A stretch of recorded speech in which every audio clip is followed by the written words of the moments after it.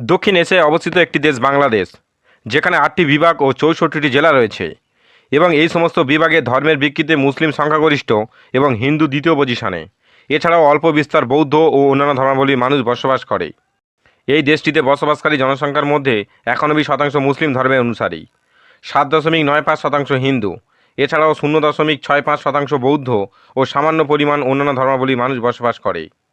তো চলুন জেনে নেওয়া যাক যে বাংলাদেশের কোন বিভাগে কত শতাংশ মুসলিম, কত শতাংশ হিন্দু, এছাড়াও কত শতাংশ অন্যান্য ধর্মাবলম্বী মানুষ বসবাস করে।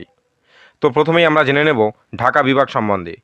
ঢাকা বিভাগ, যেখানে বাংলাদেশের রাজধানী ঢাকা শহর অবস্থিত। এই বিভাগে বসবাসকারী সম্পূর্ণ জনসংখ্যার মধ্যে 92.78% মুসলিম, 6.8% হিন্দু, এছাড়াও সামান্য পরিমাণ অন্যান্য ধর্মাবলম্বী মানুষ বসবাস করে। পরবর্তী রংপুর বিভাগ, যেখানে বসবাসকারী সম্পূর্ণ জনসংখ্যার মধ্যে 86% মুসলিম, 13.21% হিন্দু, এছাড়াও অন্য ধর্মাবলম্বী মানুষ বসবাস করে।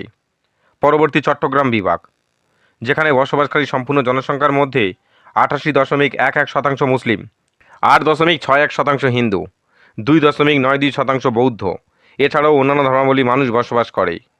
পরবর্তী খুলনা বিভাগ, যেখানে বসবাসকারী সম্পূর্ণ জনসংখ্যার মধ্যে 86.81% মুসলিম, 12.94% হিন্দু, এছাড়াও অল্প সংখ্যক অন্যান্য ধর্মাবলম্বী মানুষ বসবাস করে।